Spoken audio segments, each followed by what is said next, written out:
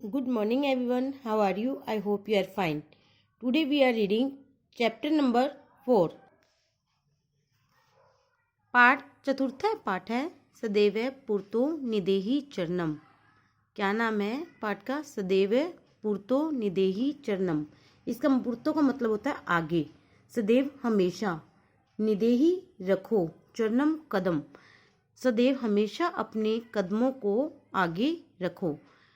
श्रीधर भास्कर वर्णेकर द्वारा, इसके लेखक कौन है? श्रीधर भास्कर वर्णेकर। इनके द्वारा विरचित प्रस्तुत गीत में चुनौतियों को स्वीकार करने आगे बढ़ने का आह्वान किया है। इसके प्रणेता राष्ट्रवादी कवि है।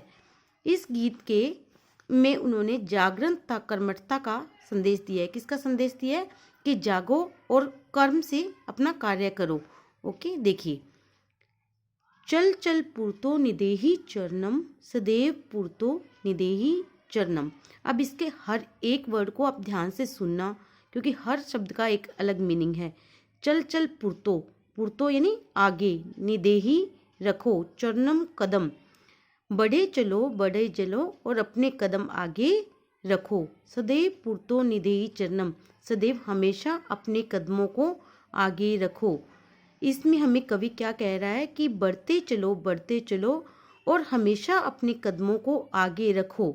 हमेशा अपने कदमों को कहाँ रखो? आगे रखो, यानी हमेशा आगे बढ़ते रहो।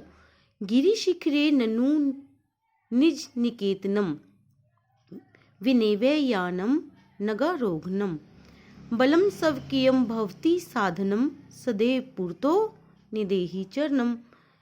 गिरि, गिरि क्या होता है? पर्वत। शिखरे, शिखर, पर्वत के शिखर पर। ननु निज निकेतनम, ननु क्या होता है? अपना, अपना खुद का निकेतन यानी घर हो।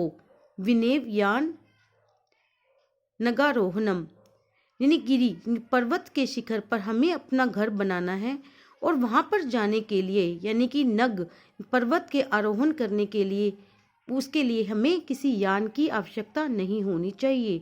बलम स्वकीय भवति साधनम, बल और अपने द्वारा किया गया कार्य ही साधता है।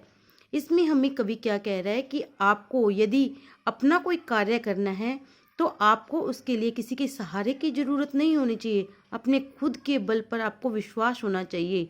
आप किसी को बिना संदेह किए, अपनी शक्ति पर बिना संदेह किए आगे बढ़ते चलो और अपने कदम हमेशा आगे बढ़ाते चलो।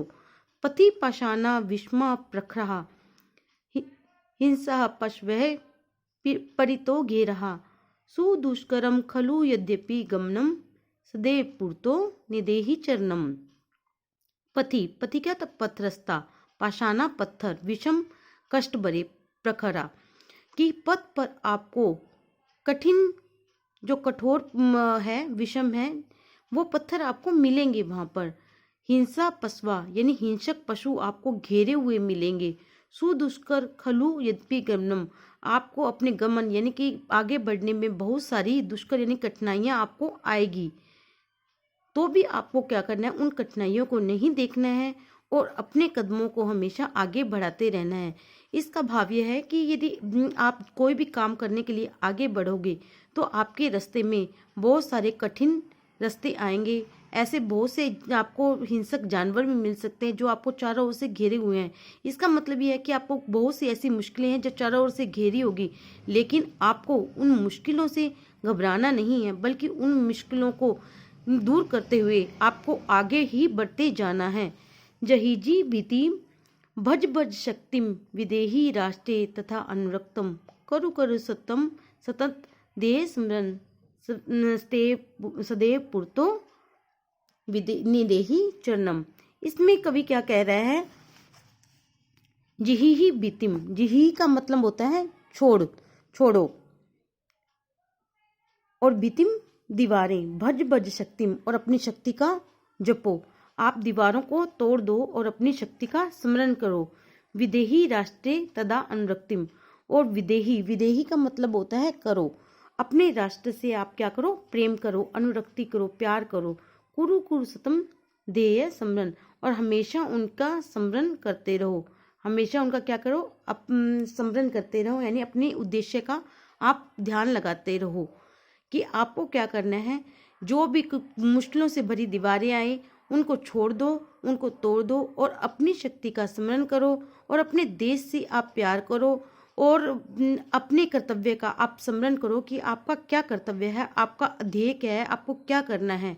इसीलिए कहते हैं कि हमेशा आप आगे बढ़ते रहो, चाहे कितनी भी मुश्किलें आए, आपको रुकना नहीं है, सदैव आगे बढ़ते रहना है। आप अपने कदम को आगे बढ़ाते रहो।